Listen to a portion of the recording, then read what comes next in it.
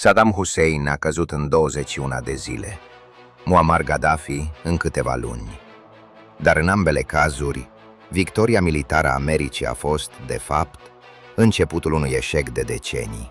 SUA au bombe, au avioane, au portavioane, dar nu au un plan pentru ziua de după. Și istoria ne-a arătat ce se întâmplă când America câștigă un război, dar pierde pacea. Trump a promis un atac chirurgical. Problema e că nu există nicio poftă internă pentru un alt război terestru în Orientul Mijlociu. Și pe bună dreptate, recordul Americii în acest sens este dezastruos. Acesta este miezul problemei. Fără trupe americane pe sol, după șocul inițial, garda revoluționară islamică se va mișca rapid să își afirme autoritatea și să umple vidul de putere. Asta va însemna forță brută împotriva disidenților și o și mai mare ostilitate față de Statele Unite. Garda revoluționară are mâinile pătate de sânge, dar și infrastructura, ideologia și interesele economice pentru a supraviețui. Este dificil de imaginat că ofițerii gărzii ar defecta în număr mare către opoziție. Cu alte cuvinte, poți ucide liderul, nu poți ucide sistemul. Khamenei înțelege că cedarea i-ar eroda autoritatea nu doar în fața protestatarilor de pe stradă, ci și în interiorul gărzii revoluționare. Istoria arată că presiunea extremă poate întări sfidarea. A absorbi lovituri poate fi mai sigur din punct de vedere politic decât capitularea.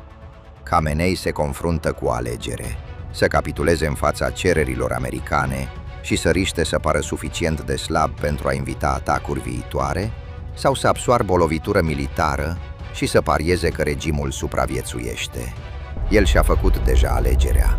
Asta îl face mai periculos, nu mai slab. Acesta este poate cel mai șocant paradox al acestui război. Există un risc crescut că un atac militar american va determina Iranul să abandoneze doctrina nucleară oficială, doar uz civil, și să opteze pentru militarizare, adică exact rezultatul pe care războiul este menit să-l prevină.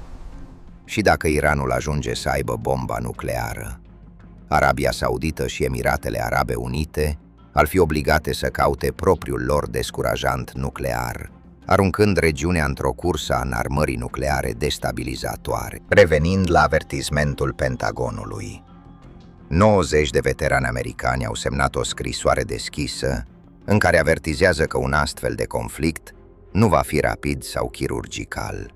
Cel mai probabil va deveni un coșmar costisitor și fără sfârșit și va inflama regiunea.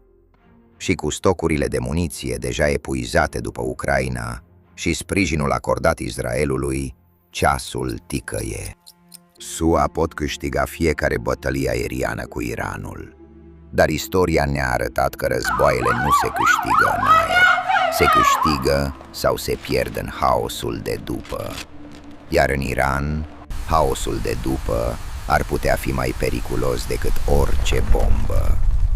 Coșmarul nu vine din faptul că pierzi, vine din faptul că nu știi cu ce ai câștigat.